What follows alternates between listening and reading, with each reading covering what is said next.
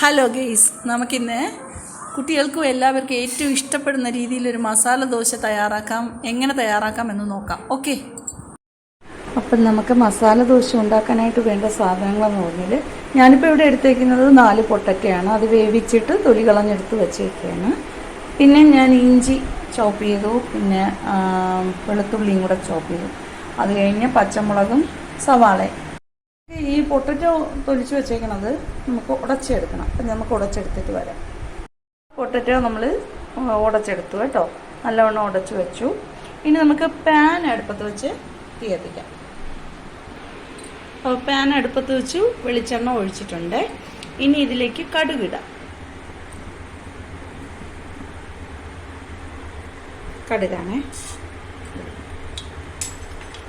കടുക് പൊട്ടിയതിന് ശേഷം ഞാനൊന്ന് സിമ്മിൽ വെച്ചോട്ട് കടുക് പൊട്ടി കുറച്ച് ഉഴുന്നും കൂടി ഇതിലേക്ക് ഇടണം. കുറച്ചുകൂടെ ഇട്ടേക്കാം.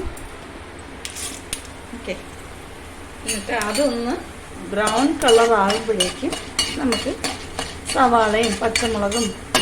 അപ്പോൾ ഇതിൽ ഉഴുന്നൊന്ന് ബ്രൗൺ കളർ ആയതിന് ശേഷം ഞാനിത് സിമ്മിലാക്കിയപ്പം സ്റ്റൗ അണഞ്ഞു പോയി ആണ് കുറച്ച് വൈകിയത്. അതൊന്ന് ബ്രൗൺ ആയിക്കഴിഞ്ഞാൽ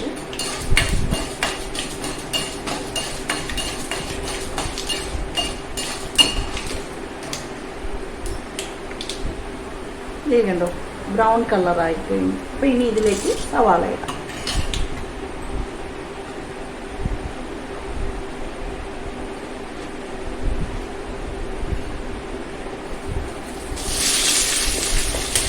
എല്ലാം കൂടി ഇടാം കേട്ടോ. ഇഞ്ചിയും വെളുത്തുള്ളിയും സവാളയും പച്ചമുളക് കീറിയത്.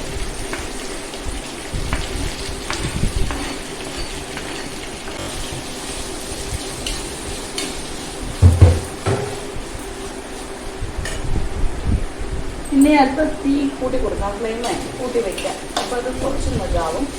പിന്നെ ഇതിലേക്ക് ഉപ്പും കൂടെ ആഡ് ചെയ്യാം. അപ്പോൾ ഇത് ഉപ്പും കൂടെ ഇതിലേക്ക് ഒരു ഉപ്പിടണം. ആവശ്യത്തിന് ഇടണം. നമുക്ക് ഇട്ടിട്ടുണ്ട്. ഇതൊരു അല്പം കൂടെ ഇടാം, കാരണം അത് കുറഞ്ഞു പോയാലോ. ഉപ്പിട്ട് എന്നിട്ട് ഇളക്കി കൊടുക്കുക. ഉപ്പിട്ട് കഴിഞ്ഞാൽ പെട്ടെന്ന് സവാള വെന്ത് കിട്ടും.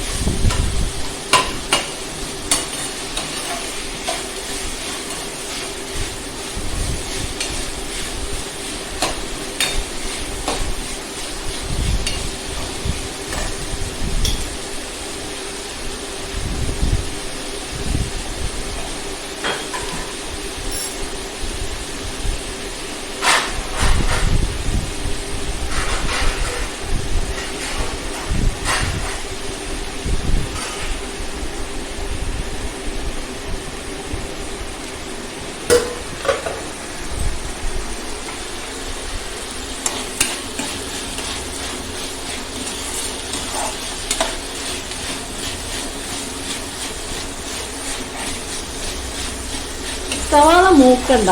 ഇത് നമ്മൾ മസാല ദോശയ്ക്കായതുകൊണ്ട് സവാള നല്ല മൂത്തൊന്നും ബ്രൗൺ കളറൊന്നും ആവണ്ട, ഒന്ന് വെന്ത് കിട്ടിയാൽ മതി. ഇനി ഇതിലേക്ക് കുറച്ച് മഞ്ഞൾപ്പൊടിയും കൂടി ഇടാം.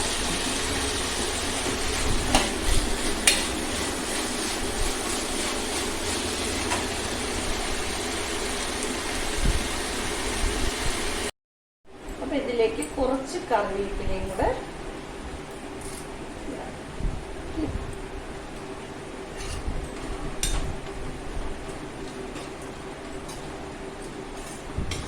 എന്നിട്ട് സവാള ഒന്ന് വെന്ത് കിട്ടുന്നത് വരത്തേക്ക് കുറച്ച് നേരം ഒന്ന് നമുക്ക് ആവി വയ്ക്കെടുക്കാനായിട്ട് അടച്ചു വയ്ക്കാം. എങ്കിലേ പച്ചമുളകൊക്കെ ഒന്ന് വെന്ത് കിട്ടുള്ളൂ.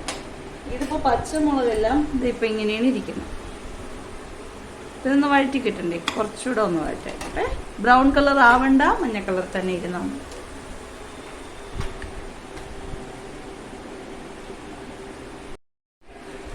അപ്പോൾ ഇത് ഏകദേശമല്ല, ഇത് ഓക്കെ ആയിട്ടുണ്ട്.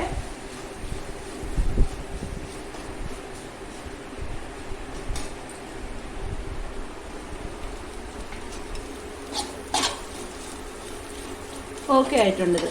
അപ്പോൾ ഇനി ഇതിലേക്ക് പൊട്ടറ്റ ഇത് ഉടച്ച് വെച്ചേക്കുന്നില്ലേ അതിനെ ഇടാം.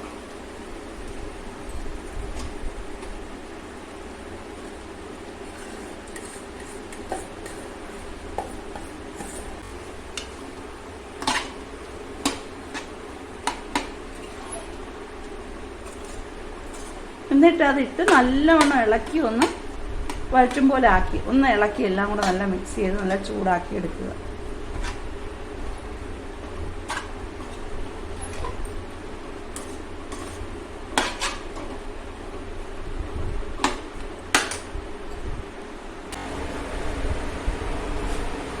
മസാല ശരിയായിട്ടുണ്ട്. ഞാൻ ഈ വീഡിയോ ഒറ്റയ്ക്ക് എടുക്കണോണ്ടാണ് ഇതിൽ ക്ലിയറായിട്ട് കിട്ടാത്തത്. എനിക്കിത് ഒറ്റയ്ക്ക് എടുക്കാനേ പറ്റത്തുള്ളൂ. അതാണ് കാര്യം, വേറെ ആരുമില്ല.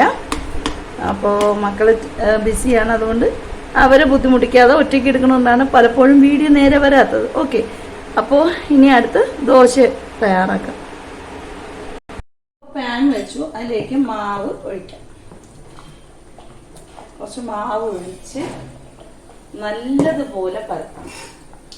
പാൻ നല്ല ചൂടായില്ല, നല്ല ചൂടായിട്ട് ഇങ്ങനെ മാവ് ഒഴിച്ച് ഇങ്ങനെ നല്ലവണ്ണം പരത്തണം. സിമ്മിൽ വേണം വെക്കേണ്ടത്, കാരണം ഇത് സിമ്മെന്ന് പറഞ്ഞാൽ ഒരു മീഡിയം ഫ്ലെയിം ഇടാം. അപ്പൊ ഇതൊന്ന് മൂത്ത് വരണം, അതാണ് ആവശ്യം. ഇതിന്റെ മാവിന്റെ ഇത് മാറിയിട്ടൊന്ന് വെന്ത് വരുമ്പോഴേക്കും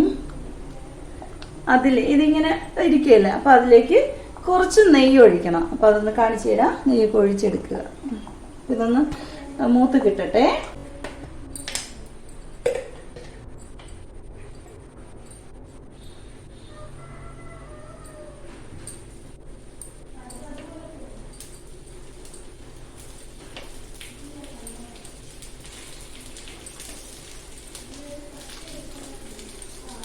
മൂത്ത് കഴിഞ്ഞാലേ കുറച്ചൊന്ന് വെന്ത് കഴിഞ്ഞാൽ ഇതിൽ നമുക്ക് ഇങ്ങനെ പരത്തി കൊടുക്കാൻ പറ്റും നെയ്യ് വെച്ച്.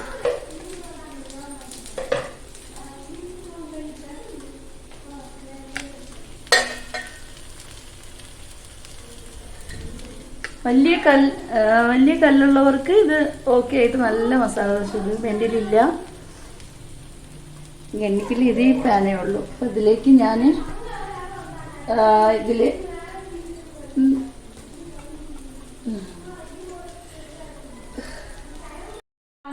ചെറിയ നല്ല മൂത്ത് വരുമ്പോഴേക്കും അതിൽ നമുക്ക് മസാല വെച്ചു കൊടുക്കാം. എന്നിട്ട് മടക്കി എടുത്ത് നിങ്ങളുടെ ഇഷ്ടം പോലെ മടക്കി അതിനെ ശരിയാക്കാം. സെറ്റാക്കി പാത്രമൊക്കെ എടുത്ത് വെച്ചിട്ടുണ്ട്. ഇപ്പൊ ശരിയാക്കി കാണിച്ചു തരാം. ഓക്കെ,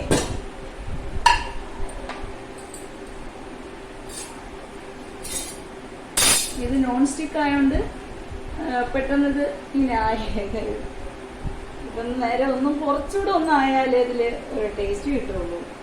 അപ്പം അതിന് വേണ്ടി വെയിറ്റ് ചെയ്യണേണ്. അപ്പം എന്തായാലും ഏകദേശം നല്ല ചുമന്നു തുടങ്ങി. അപ്പോഴേക്കും ഇതിൽ നമുക്ക് മസാല വയ്ക്കാം.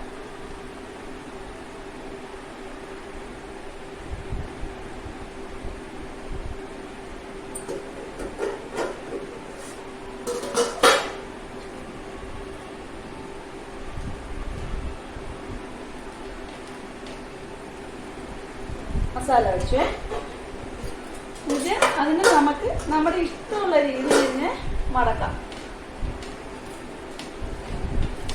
രണ്ടായിട്ട് മടക്കിയും വേണമെങ്കിൽ കൊടുക്കാം. ഇതാ ഇങ്ങനെ കൈ പോകുന്നു.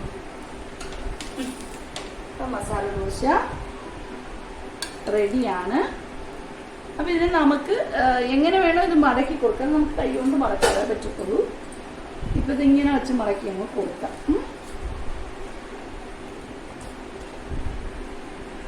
Okay, masala dosa ready. Okay,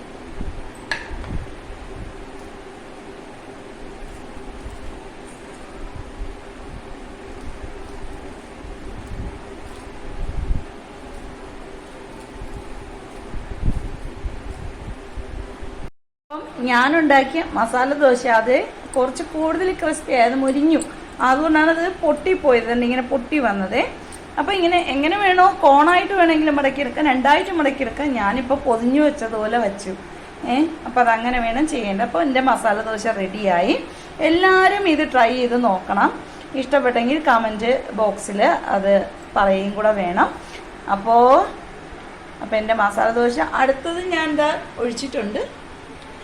അപ്പോൾ അടുത്ത വീഡിയോയിൽ കാണാം. Okay, by.